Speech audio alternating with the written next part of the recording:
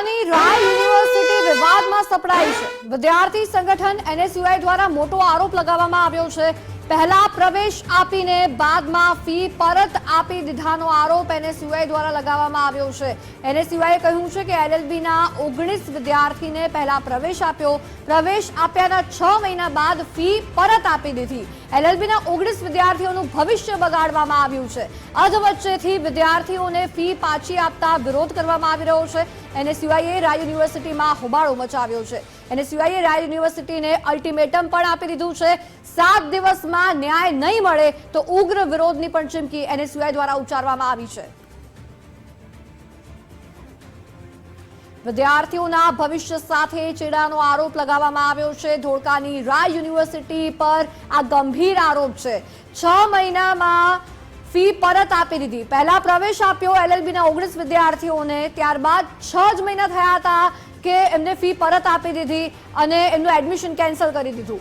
શા માટે આ પગલું લેવામાં આવ્યું? જો આરોપો સાચા છે તો એ સવાલ થાય કે શા માટે 19 વિદ્યાર્થીઓને ફી પરત આપી દીધી? સંવાદદાતા રાહુલ ત્રિવેદી આપણી સાથે ફોન લાઈન પર જોડાયા છે।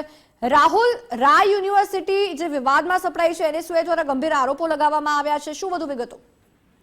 બિલકુલ કશિશ, જે પ્રમાણે વાત કરવામાં આવે કે અમદાવાદ જે ધોળકા બાજુ જે ગામ છે ત્યાં રાય યુનિવર્સિટીનું જે નામાંકન, ત્યાં બાળકોને જે વિદ્યાર્થીઓએ એડમિશન લીધા હતા, ત્યારબાદ તેમને બીએ એલએલબી પ્રવેશ લીધા બાદ 6 મહિના પછી જે 19 જેટલા બાળક વિદ્યાર્થીઓ છે તેમને યુનિવર્સિટીમાંથી પાછી ફરી ફી પરત આપીને મોકલી દેવામાં આવે છે, જેને લઈને એનએસયુઆઈના જે નેતાઓ છે તે લોકો જેને હલ્લાબોલ મચાવ્યો હતો।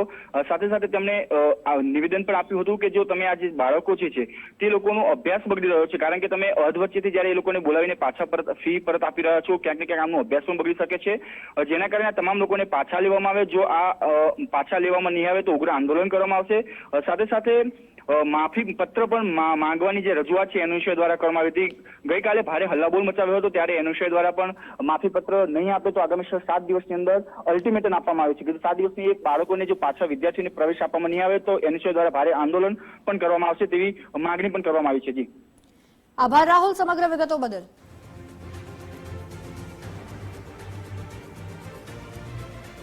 हमारा असिस्टंट एडिटर उमंग रावल अपनी साथे न्यूज रूम થી લાઈવ જોડાયા છે। ઉમંગ, વારંવાર ગુજરાતમાં વિદ્યાર્થીઓના ભવિષ્ય સાથે છેડા થયાના સમાચાર મળી રહ્યા છે। આ વખતે રાય યુનિવર્સિટી પર એનએસયુઆઈ દ્વારા ગંભીર આરોપો લગાવવામાં આવ્યા છે। કશિશ, પહેલી વાત તો જો આ એનએસયુઆઈ જે આક્ષેપ લગાવ્યો છે એ જો સાર્થક અથવા તો સત્યતા એમાં નીકળે તો પછી એજ્યુકેશન સિસ્ટમ ઉપર સીધો જ પ્રશ્નાર્થ ઉભો થાય છે। હાયર એજ્યુકેશનની પરમિશન લીધા વગર જ 19 જેટલા વિદ્યાર્થીઓને બીએ એલએલબીમાં જો એડમિશન આપી અને ત્યારબાદ 6 મહિના રહી અને વિદ્યાર્થીઓને સામેથી બોલાવીને ફી પરત કરવાની વાત છે, એવો આક્ષેપ, ગંભીર આક્ષેપ છે એનએસયુઆઈ થકી કરવામાં આવ્યો છે। ત્યાં આગળ જઈને હલ્લાબોલ કરે છે, પરંતુ આ બાબતે રાય યુનિવર્સિટીના એક પણ અધિકારી, પદાધિકારી અથવા તો પ્રોફેસર કોઈ ખુલીને સામે નથી આવે, પોતાનો પક્ષ નથી મૂક્યો, એટલે ત્યાં આગળ જ ક્યાંક એવું લાગે છે કે ક્યાંક એ લોકો ક્યાંક ને ક્યાંક ભૂલમાં છે અને એના જ કારણે આ 19 જેટલા જે વિદ્યાર્થીઓ છે એમનું ભાવિ જોખમમાં મુકાયું છે।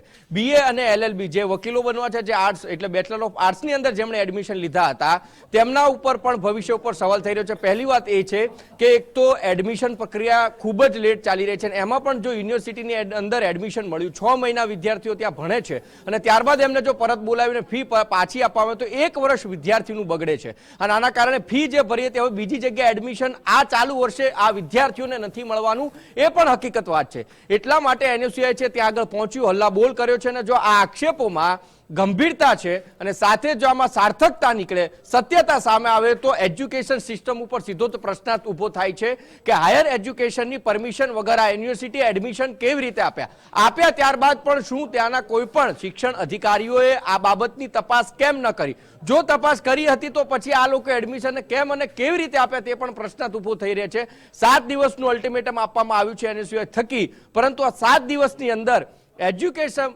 જે અધિકારીઓ છે ત્યાં જઈને તપાસ કરશે કે કેમ, અને સિસ્ટમમાં રહેલા જે અધિકારીઓ છે રાય યુનિવર્સિટીના સંપૂર્ણ રીતે જેટલા પણ કોર્સિસ ચાલે છે તેની પરમિશન છે કે કેમ, આ બધા જ વિષયો ઉપર તપાસ માંગી લે છે। 7 દિવસ પછી જોવાનું રહે છે કે એનએસયુઆઈ આંદોલન કરે તો પણ ઠીક, ના કરે તો પણ ઠીક છે, પરંતુ આ જે એજ્યુકેશન સિસ્ટમના સાથે જોડાયેલા જે અધિકારીઓ છે એ કયા પ્રકારના પગલાં લે છે। જી આભાર ઉમંગ સમગ્ર વિગતો બદલ।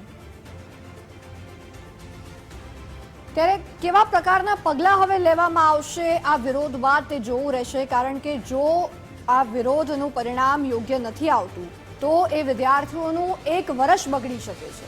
એમના ભવિષ્ય સાથે ચેડા થયાના આરોપ એનએસયુઆઈ દ્વારા કરવામાં આવી રહ્યા છે. હવે વાસ્તવિકતા શું છે અને રાય યુનિવર્સિટી તમામની માંગ સ્વીકારશે કે કેમ તે હવે જોવું રહ્યું છે. પરંતુ હાલ તો જે રીતના એનએસયુઆઈ દ્વારા રાય યુનિવર્સિટીને અલ્ટિમેટમ આપી દીધું છે 19 વિદ્યાર્થીઓને કે જેમની ફી પરત આપી દેવામાં આવી છે, એમનું એડમિશન કેન્સલ કરી દેવામાં આવ્યું છે, એમનું ભવિષ્ય ન બગડે તે માટે એનએસયુઆઈ હવે મેદાને આવ્યું છે અને જોવાનું રહેશે કે રાય યુનિવર્સિટી આગળ શું કરે છે.